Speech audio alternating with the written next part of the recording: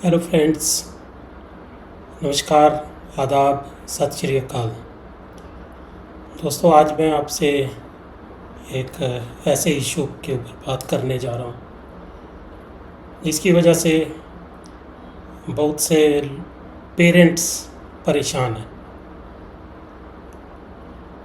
इससे पहले कि मैं टॉपिक पे आऊँ, मैं अपनी बात शुरू करूँ, मैं एक छोटा सा वीडियो आपको दिखाता हूँ, कोई 1-1.5 मिनट का, सो दैट मैं आप समझ जाओ कि मैं किस टॉपिक पे बात करने जा रहा हूँ।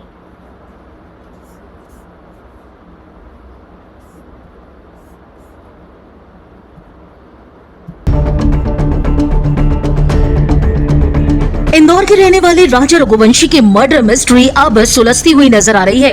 5 आरोपियों को अरेस्ट कर लिया गया है और उसमें जो मेन मास्टरमाइंड है वो कोई और नहीं, राजा रघुवंशी की अपनी वाइफ है, जिन्होंने ये पूरा प्लान रचा था। जो शुरुआती रिपोर्ट सामने आई है उसमें ये क्लियर हो चुका है कि सोनम ने राजा को अपने रास्ते से हटाने के लिए भाड़े के हत्यारों को बुलाया। बाकायदा उन्होंने शिलोंग का प्लान किया और ऐसे में वहां ले जाकर राजा रघुवंशी को मौत के घाट उतार दिया। अब इसी बीच इंदौर के राजा रघुवंशी हत्याकांड में पहली बार चारों आरोपियों की एक साथ फोटो सामने आई है। सभी आरोपी मेघालय पुलिस की हिरासत में है। इस मामले में राजा की वाइफ सोनम भी आरोपी है।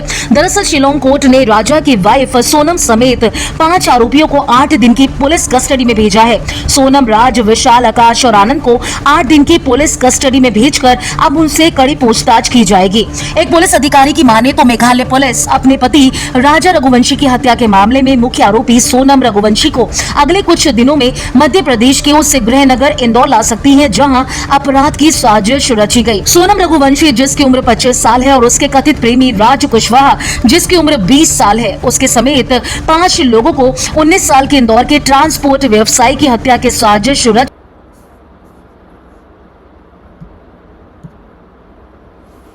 तो समझ गए हो दोस्तों जिस टॉपिक में मैं बात करने जा रहा हूँ। मैं ऐसे वीडियोस को प्रमोट नहीं करता हूँ, लेकिन थोड़ी सी बात क्लियर करने के लिए, सो दैट आपके माइंड में ये रिकैप हो जाए कि ये मसला क्या है। तो दोस्तों,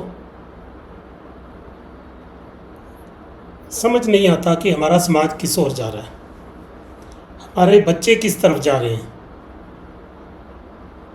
हम लोग बच्चों को क्या परवरिश दे रहे हैं। एक वक्त वो भी था जब किसी की शादी अरेंज होती थी तो माँ बाप जहाँ पे बात करते थे बच्चे वहीं पर राज़ी होते थे, कोई किंतु परंतु नहीं होता था। लेकिन अब ये समाज देखो कहाँ जा रहा है।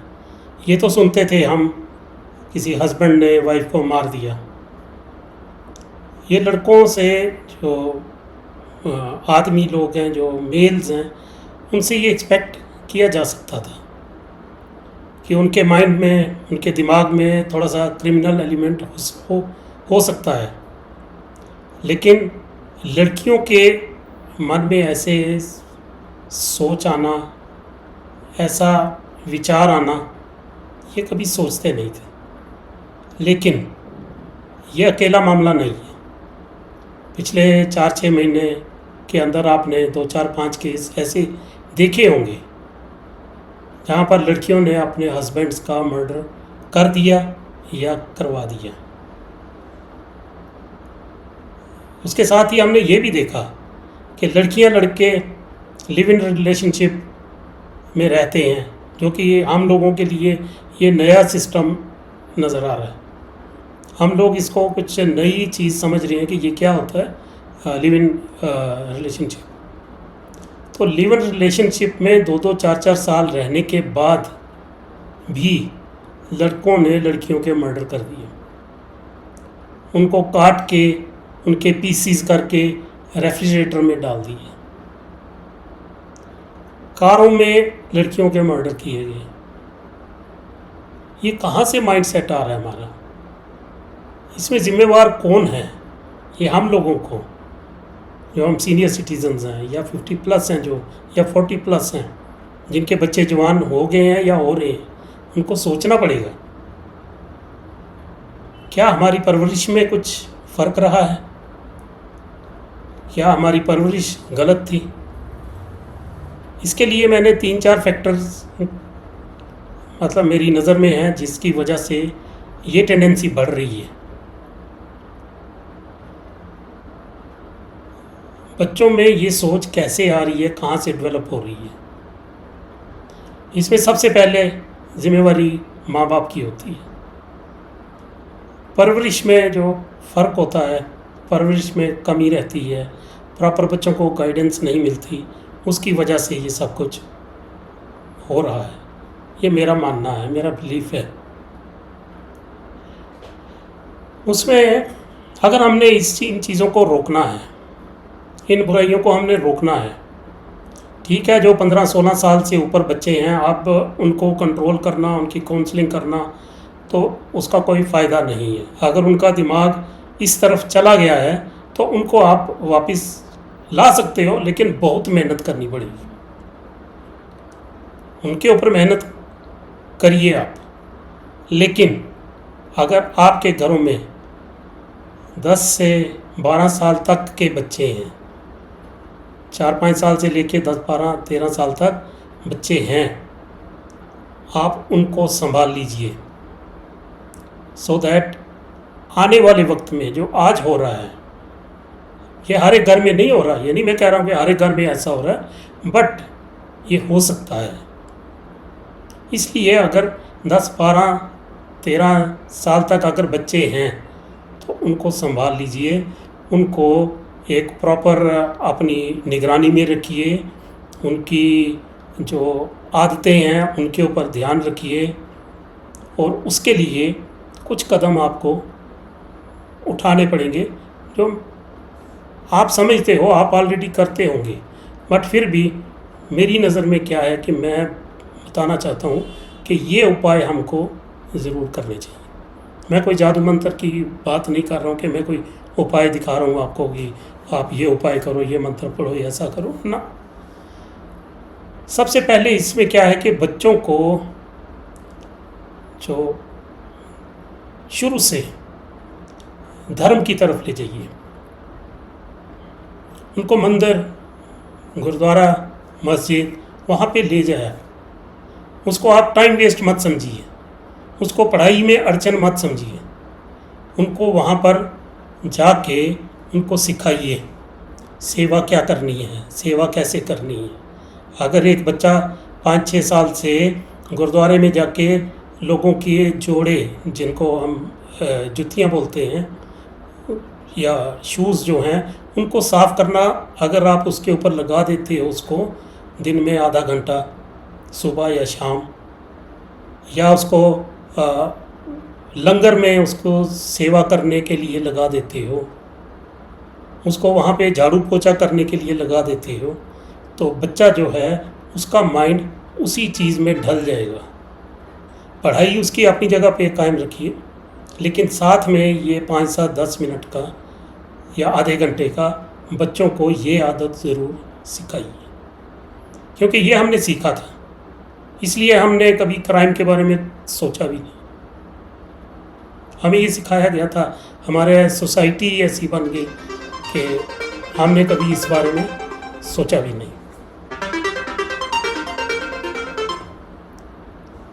तो उसमें धार्मिक जो कार्यक्रम होते हैं मंदिर में, मस्जिद में, गुरुद्वारे में, उसमें बच्चों को इन्वॉल्व कीजिए। हाँ, ये ख्याल रखिए कि वो फैनेटिक्स ना बन जाए, उनमें धार्मिक कट्टरता ना आए कि बस जो है मेरा धर्म है, दूसरे का कुछ नहीं है। ये चीज़ उनके माइंड में नहीं बिठानी है। उनको सिर्फ इतना सिखाओ, उनको इतना अपनी धार्मिक बुक्स के साथ जोड़ो, उनको इतना अपने विचारधारा जो भी है आप मानते हो उसके साथ जोड़ो, सो दैट वो एक अच्छा इंसान बन सके, उनके माइंड में क्राइम की सोच ना आए। ये मैं इस्लाम में ये चीज़ देखता हूँ।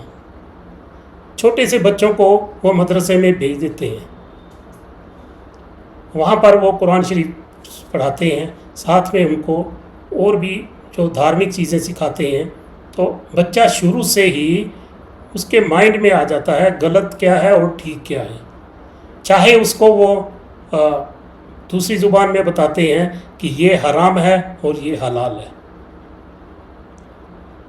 हराम हलाल जो है वो खाली मांस नहीं होता है, सिर्फ मीट नहीं होता है, काम भी हराम और हलाल होते हैं। उनमें भी बाद में कई लोग वहाँ से बड़े फैनेटिक्स हो जाते हैं, वो चीज़ कंट्रोल होनी चाहिए। फैनेटिसिज्म का कोई रोल आज की सोसाइटी में नहीं है।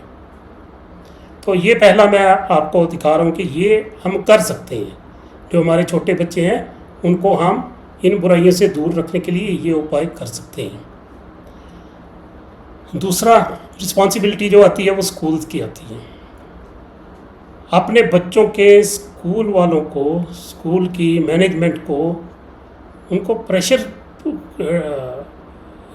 डालिए उनके ऊपर कि बच्चों की मॉरल एजुकेशन के ऊपर भी ध्यान दें।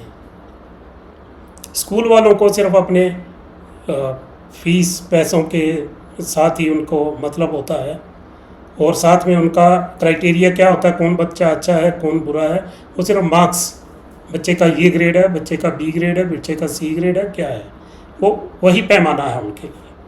उनके लिए बाहर जाके बच्चे की लाइफ क्या है, बच्चा कैसे सोचता है, ये उनके लिए कोई मतलब की बात नहीं है। ये अगर हम लोग, अगर पेरेंट्स जाके स्कूल वालों को इंसिस्ट करें, इकट्ठे होके, इंडिविजुअली कर सकते हैं, कलेक्टिवली भी कर सकते हैं, सो दैट कि बच्चों को स्कूल में मॉरल एजुकेशन भी मिले। मुझे याद है हम छोटे थे, हमारे एक टीचर होते थे, इंग्लिश के टीचर थे, तो वो हफ्ते में अगर 2 या 3 दिन अगर 1 घंटे का पीरियड होता था, आधा घंटा पढ़ाते थे, उसके बाद हमको ऐसी ऐसी स्टोरीज सुनाते थे। कुछ स्टोरीज हमें आज भी याद है। तो क्या होता है, उससे हमारा जो चीज़ आपको बचपन में सिखाई जाएगी वो आपके माइंड में बैठ जाएगी। अगर बचपन में बच्चे को सिखाया जाएगा चोरी नहीं करनी है, किसी का बुरा नहीं सोचना है, तो वो जितना भी बड़ा हो जाएगा, जितना भी इंडिपेंडेंट हो जाएगा, वो नहीं करेगा, क्योंकि उसके मन में, उसका सबकॉन्शियस माइंड में ये चीज़ बैठ जाएगी। तो इन चीज़ों के ऊपर हम अगर ध्यान दें तो हमारे आने वाली जो नस्लें हैं, पीढ़ियां हैं, वो जो हैं, वो ये जो आज हम देख रहे हैं, ये जो वीडियो में हम देख रहे हैं ऐसे किस्से, इनसे हम बच्चों को बचा सकते हैं।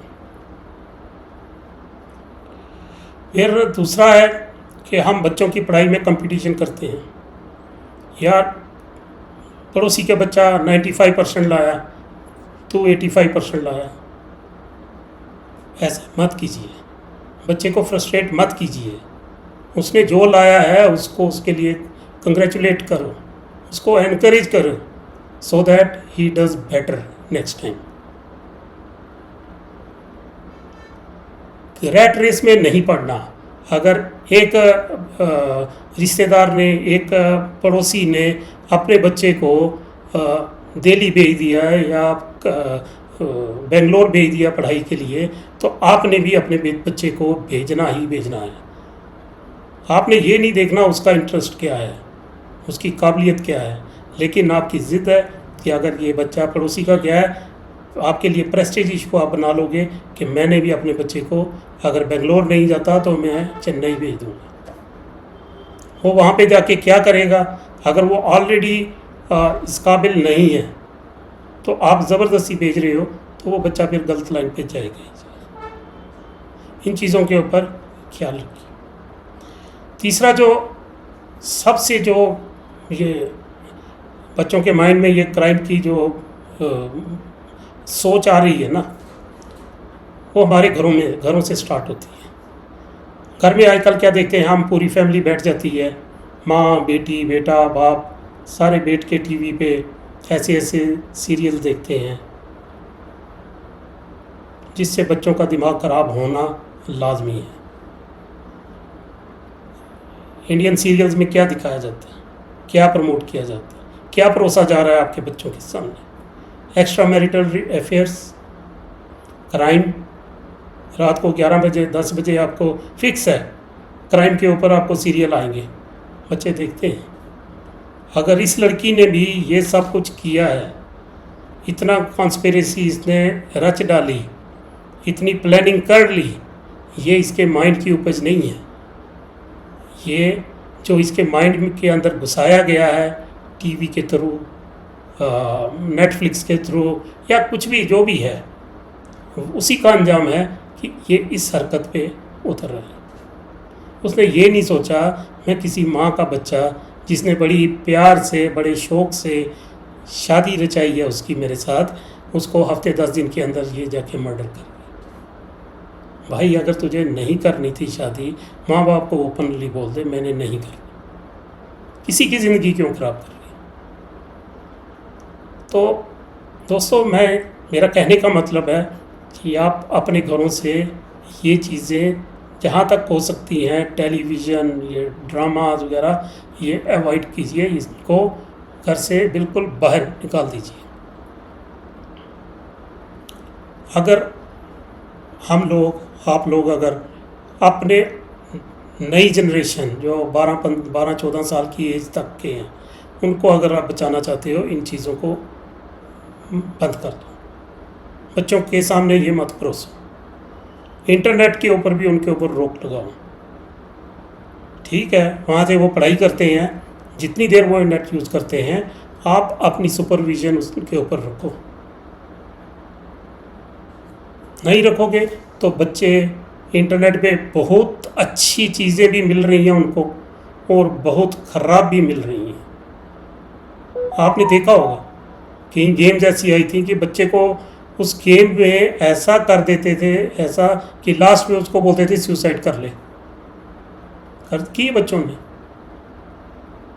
तो इसलिए बच्चों को, इस उम्र के बच्चों को अपने सुपरविज़न में रखिए, टेलीविज़न से दूर रखिए।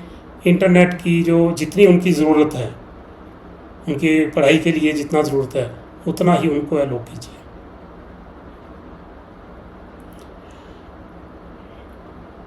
फिर ये जो मैं आपको वीडियो दिखाया, ये यूट्यूब इन्फ्लुएंसर्स जो होते हैं, जो वीडियोस बनाते हैं, जिनको यूट्यूबर्स भी बोलते हैं। आप मुझे भी यूट्यूबर्स बोलते होंगे क्योंकि मैं भी वीडियोस बनाता हूँ, लेकिन मैं ऐसे वीडियोस नहीं बनाता जिससे समाज में वायलेंस फैले, जिससे समाज में गलत मैसेज। मैं किसी इशू के ऊपर मैं बात करता हूँ। अब देखिए इस इशू को, ये जो मैंने वीडियो आपको दिखाया है, इसको पिछले 10-15 दिन से खींचे चले जा रहे हैं। हर यूट्यूबर, हर नया बंदा आता है, वो अपने हिसाब से इसकी एक्सप्लेनेशन देता है। रोज़ नया कोई ब्रेकिंग न्यूज़ देते हैं, जिसको नहीं भी पता उस तक भी ये पहुंचा रहे हैं। क्या इनकी घरों में बहनें नहीं हैं? इनकी बेटियां भी होंगी। वो देख के ऐसा, अगर वो भी ऐसा करना शुरू कर दें, अगर उनकी लाइफ भी ऐसी ही हो जाए, अगर उनका भी इंक्लिनेशन क्राइम की तरफ हो जाए, उनकी बेटियों का या बेटों का, तो वो क्या करेंगे? कुछ नहीं करेंगे, सिर्फ सर पे हाथ रख के बैठेंगे और रोएंगे। प्यार, मोहब्बत ये आज नई चीज़ नहीं है, ये सदियों से आता आ रहा है। जब से ये दुनिया बनी है, जब से ये संसार बना है, तब से ये प्यार मोहब्बत बना है, चलता आ रहा है। ये कोई नई चीज़ नहीं है। अगर एक बेटी को, इस लड़की को अगर किसी से शादी नहीं करनी थी या उसकी मर्ज़ी कहीं पर थी, अगर इसके माँ बाप समझ जाते तो उस बच्चे की जान ज़ाया ना होती, उसके माँ बाप की जो आने वाली ज़िंदगी है वो ख़राब ना होती। इसलिए दोस्तों सोचने की ज़रूरत है कि हमारा समाज कहाँ जा रहा है, हमारे बच्चे कहाँ जा रहे हैं, क्या सोच रहे हैं। दुख लगता है जब ऐसे किसी बच्चे की या बच्ची की जान मुफ्त में चली जाती है, सिर्फ इसलिए कि उनकी जो इच्छा अनुसार उनको जीवन साथी नहीं मिल रहा। हाँ, ये भी नहीं है कि अगर एक बच्चा किसी ऐसे जगह पे आँख रख के बैठा है जो आपके साथ मैच नहीं करता, मैच इन द सेंस कि आप सोचते हो कि आपका एजुकेशन लेवल बच्चे का इतना है, तो अब वो बिल्कुल नीचे लेवल के एजुकेशन वाले बच्चे के साथ वो करना चाहता है, उसका कमाई नहीं है, उसके पास कोई काम काज नहीं है, तो वहाँ पर आपको ऑब्जेक्ट करना बनता है। लेकिन अगर एक कोई वेल सेटल्ड वेल एस्टेब्लिश्ड अगर फैमिली हो, तो बच्चे की मर्ज़ी के हिसाब से अगर आप कर दो, आपकी लाइफ भी इजी रहेगी और आगे बच्चों की लाइफ भी इजी रहेगी। ऐसा भी नहीं है कि जो लव मैरिजेज होती हैं वो सक्सेसफुल होती हैं। हमने देखा है 2-4-6 महीने, साल 2 साल के बाद लव मैरिजेज में ज़्यादा ब्रेकअप होते हैं। तो इसलिए आइए हम मिल के सोचते हैं, मिल के इसके ऊपर विचार करते हैं कि इसका क्या हल है, क्या जो मैंने तरीके बताए हैं क्या उसके साथ कुछ फ़र्क पड़ सकता है। अगर आपके माइंड में कुछ सजेशंस हों तो आप कमेंट्स में दीजिए। आप ही अपने विचार वीडियो बना के शेयर कीजिए। आप चुप हो के सिर्फ ऑडियंस मत बने रहिए। आपके माइंड में जो बात आती है आप कहिए, मेरे माइंड में जो बात आई मैंने कही। कोई टेक्नोलॉजी की ज़रूरत नहीं है यहाँ पर। जो मन में बात है समाज की भलाई के लिए, समाज के भले के लिए, या किसी ऐसे इशू के ऊपर जिस पर आप समझते हो कि मेरा बोलना ज़रूरी है, मुझे बोलना चाहिए, ये तो आज बेस्ट मीडियम है हमारे पास। हम यहाँ पर बोल सकते हैं, हज़ारों लोगों तक, अनजान लोगों तक अपनी आवाज़ पहुँचा सकते हैं। हमें ज़रूरी नहीं है कि मेरे माइंड में बात आई तो मुझे हर घर जाकर बात को बताना है या एक्सप्लेन करना है। नो, ये हमारे पास मीडियम है, इसको यूज़ कीजिए। ठीक है फ्रेंड्स, इतनी बातें करनी थी। अगर आपको अच्छी लगी, अगर कोई आपकी सजेशंस हैं तो ज़रूर दीजिए। अगर कुछ सजेशंस और भी आएंगी मैं उनको लेकर भी वीडियो बनाऊंगा। अगर आपकी सजेशन है आप ही बनाइए उसको, तो वो ज़्यादा अच्छा रहेगा। लेकिन अगर आप थोड़ा सा आपको अगर कॉन्फिडेंस नहीं है तो आप सजेशन में कमेंट्स में सजेशन दीजिए, उसके ऊपर हम वीडियो बना देंगे। थैंक यू फ्रेंड्स, मिलते हैं फिर नेक्स्ट किसी टॉपिक के ऊपर।